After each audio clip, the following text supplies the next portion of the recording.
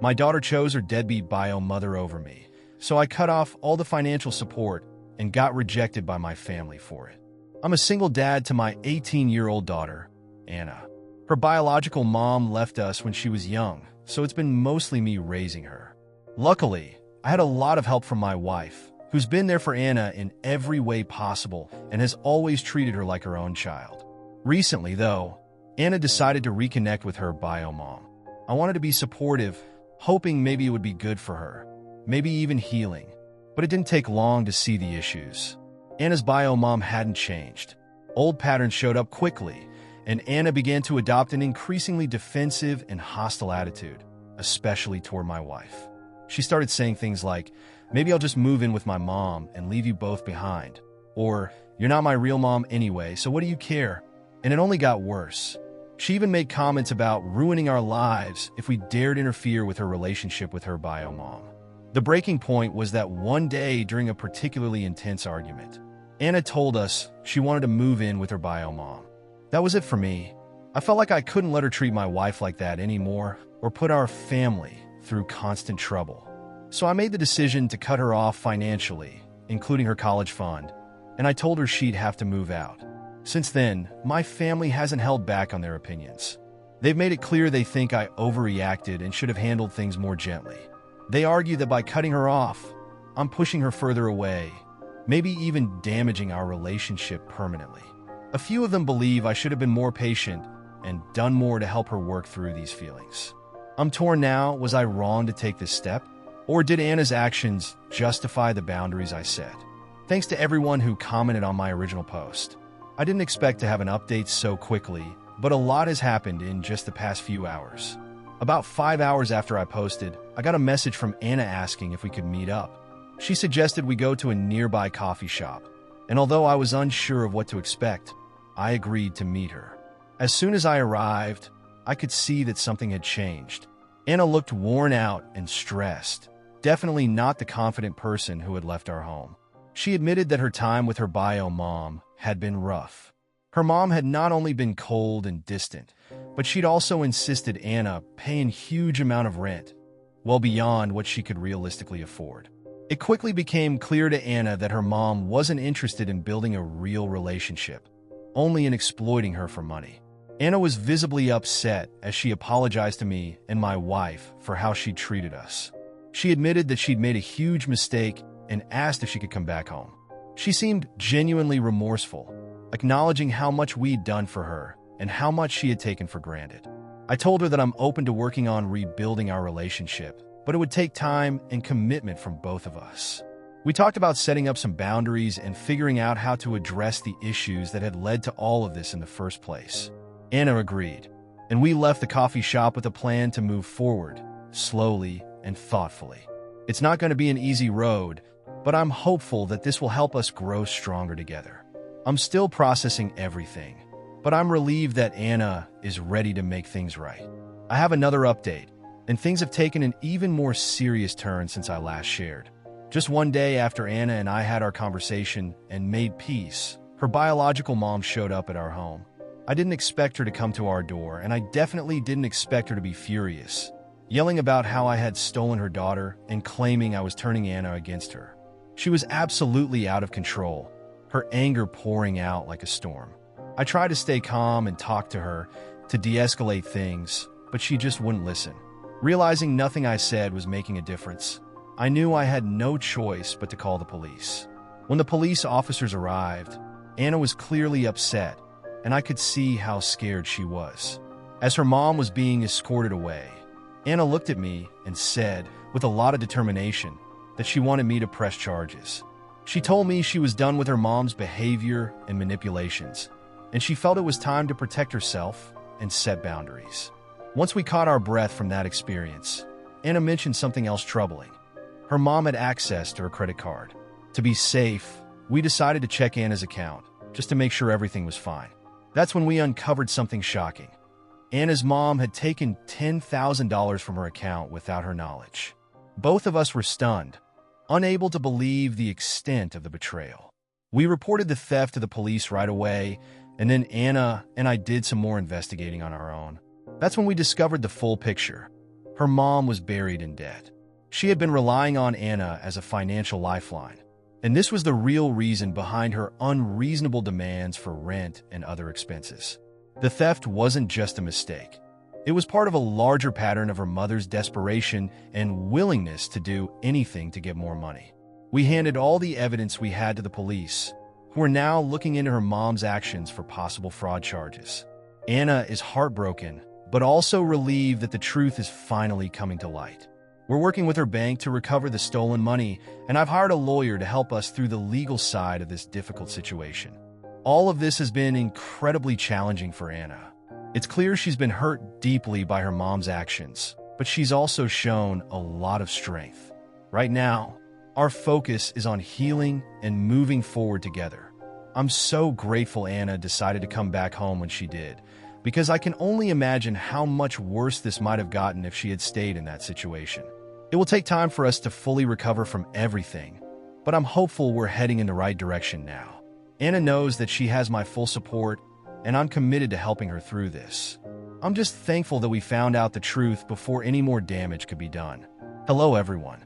I have another update, and this one has been incredibly difficult for our family to go through. After we pressed charges and uncovered that Anna's biological mom had taken $10,000 from her credit card, things took a dark turn. Her bio mom began harassing us without stopping. It started with phone calls and text messages, reaching out to both Anna and me. Sometimes she would beg us to drop the charges, other times she would demand it, and she even started threatening us. When we tried to ignore her, she escalated by showing up in person, even at our workplaces. One day in my office, she caused a huge scene, screaming at the receptionist, calling me names like thief, and claiming that I was ruining her life. She wouldn't leave until she was escorted out. But it didn't end there. She also went to Anna's job, which was incredibly humiliating for her. Anna's co-workers had to watch as her bio mom yelled at her and threatened to expose our family's personal details if we didn't drop the charges. It was clear that she would go to any length to get her way. We tried blocking her messages, but things got worse when she showed up at our home once again. This time, she was angrier than ever, screaming at the top of her lungs and calling my wife horrible names. She called her a nasty whore and claimed that my wife had stolen Anna from her, showing absolutely no respect for anyone's boundaries. We tried everything to get her to leave, but she wouldn't listen. Then, things became violent. She suddenly attacked my wife. She shoved her hard against the wall and started hitting and scratching her, all while screaming. Anna and I were in complete shock. We couldn't believe what was happening. My wife tried to protect herself, but Anna's mom just kept going, filled with rage. Watching my wife terrified, hurt, and defenseless was too much. I grabbed my phone and immediately called the police. When the police officers arrived, they arrested her bio mom on the spot for assault. My wife, however, is deeply shaken. The attack has left her with emotional scars, and she now struggles with anxiety and has trouble sleeping. She feels unsafe even in our own home, and the memory of what happened haunts her. She's now seeing a therapist to help her deal with this trauma and start healing. Anna is devastated as well. She never thought her biological mom would go this far, and witnessing her mom attack my wife has left her deeply disturbed. She feels torn and guilty, though we constantly reassure her that none of this was her fault. We're all trying our best to support one another, but the impact of this experience has been heavy. With her biological mom now in police custody and facing multiple charges, assault, harassment, and theft, we hope we can finally find some peace. It's shocking how far this situation has escalated, but I'm grateful that, at least for now, we're safe from her harassment. We'll be taking further legal steps, including requesting a restraining order to protect our family. This has been one of the most painful experiences our family has ever faced, but we're determined to get through it together. Thank you all for your continued support during this time. It has truly been a lifeline for us. Now on to the next story, story 2. I fell in love with my baby's mom, but now she wants to leave. So I, 27M, met Julie, 25F, about 4 years ago at a bar. It was one of those nights that sticks with you forever. We were both there for a mutual friend's birthday, both freshly out of long-term relationships. She had ended a 5-year relationship, and mine had been 4. The night was full of drinks, and let's just say things got wild. I woke up on the birthday guy's couch, naked, right beside Julie. She looked like she wanted to disappear into the couch cushions. But the most unbelievable part? Let's just say, the birthday guy had his own mess to deal with that night that made our situation look tame. Anyway, things got real awkward between Julie and me after that. Neither of us was looking for anything serious, just out of those long relationships, you know? But we still exchanged numbers before heading our separate ways. Then about 3 months later, I got a message from Julie out of nowhere asking to meet up for coffee. I thought it was a bit strange, maybe even that she wanted to see if there was anything more between us. When I got to the cafe, though, it was clear that this wasn't a casual chat. Julie looked like she'd been crying. I barely sat down before she started to tear up again, and then she told me she was pregnant. She had been so stressed and busy that she hadn't realized it at first, but now she was sure. And I was the only guy she'd been with. My world flipped on its head. We did a DNA test, and yeah, I was the dad. With her living situation, a small apartment, sharing a room with a roommate, Julie needed a stable place.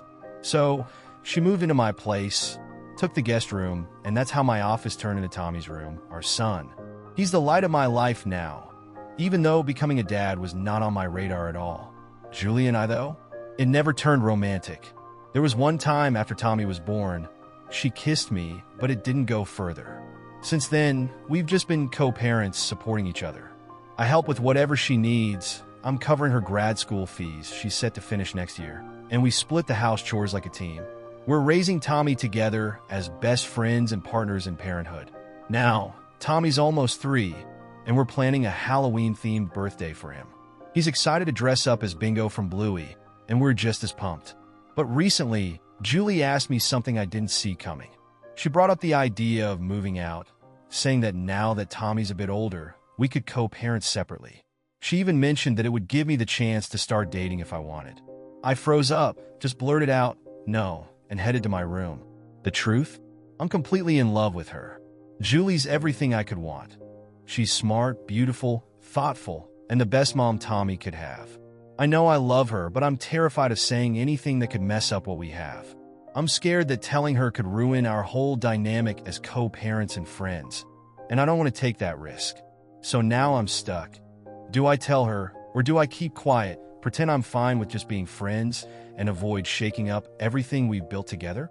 So I, 27M, posted my story a few days ago, and yesterday, I finally had the conversation I'd been putting off with Julie, 25F. Quick recap. Julie and I had a baby together after a one-night thing. Since then, we've been living together, raising our son Tommy, and I've realized I'm completely in love with her. She's absolutely stunning, breathtaking, really, but I've been too scared to tell her how I feel. I didn't want to mess up our co-parenting situation and make things awkward between us. So, yesterday I left work early. I picked Tommy up from nursery, dropped him off at my mom's house, and then I stopped by the store to buy some flowers. After that, I cleaned up the house while Julie was in class. I texted her, telling her she didn't need to pick up Tommy, and to just come home because we needed to talk. When she walked in, she looked at me with wide eyes, clearly surprised. The first thing she asked was about Tommy, asking where he was. I hugged her for a while, but she instantly went into mommy bear mode, needing reassurance that he was safe and well. Once I told her he was fine and staying with my mom, she finally seemed to relax. I then led her to the living room, handed her the flowers, and started talking. The conversation we had was long and emotional. I told her how I'd been afraid of ruining what we had and how much it hurt when she asked if I wanted her to move out. Julie admitted she was scared that she was holding me back, that she sometimes felt like a burden, and that she blamed herself for ruining my life with the pregnancy. I immediately shut that down. I told her that, honestly, having Tommy and her in my life has made everything so much better than I ever expected. Yes, it's been a challenge, but it's also been the best thing to ever happen to me, even if it wasn't planned. Julie also admitted something that surprised me. She likes me too. She's been feeling this way since she was pregnant, but wasn't sure if it was just the hormones talking. After Tommy was born, she felt embarrassed and didn't want to say anything because she didn't feel comfortable in her own body anymore. She hadn't gotten back to her pre-pregnancy shape and was afraid I wouldn't find her attractive. But honestly, to me, she's the most beautiful woman on the planet, no matter what. She also confessed that she'd get jealous when I went on dates, even though she knew we weren't in a relationship. I told her the same thing. If she went on dates, I'd probably be jealous too. The conversation went deeper, and we ended up talking about all kinds of personal things, stuff we hadn't really discussed before. It felt good to be so open with each other. By the time we were done, it was pretty late, so we decided to grab dinner at this small restaurant near our place. I didn't have any wine since I was driving, but the food was amazing. We talked about everything, music, movies, and Julie went on and on about A Song of Ice and Fire, Soya, for ages, while I rambled about Lord of the Rings, LOTR. It was nice, just chatting about life and all the random things we usually don't get to talk about because of our busy schedules. At the end of the night, we got back to the car, and I managed to sneak in a few kisses like we hadn't already been living together for years. It was sweet, like we were still in those early dating days. We ended the evening by watching a horror movie, but it was terrible. Despite that, Julie fell asleep cuddling me, and honestly, I couldn't have asked for a better ending to the day. It was a day full of wins.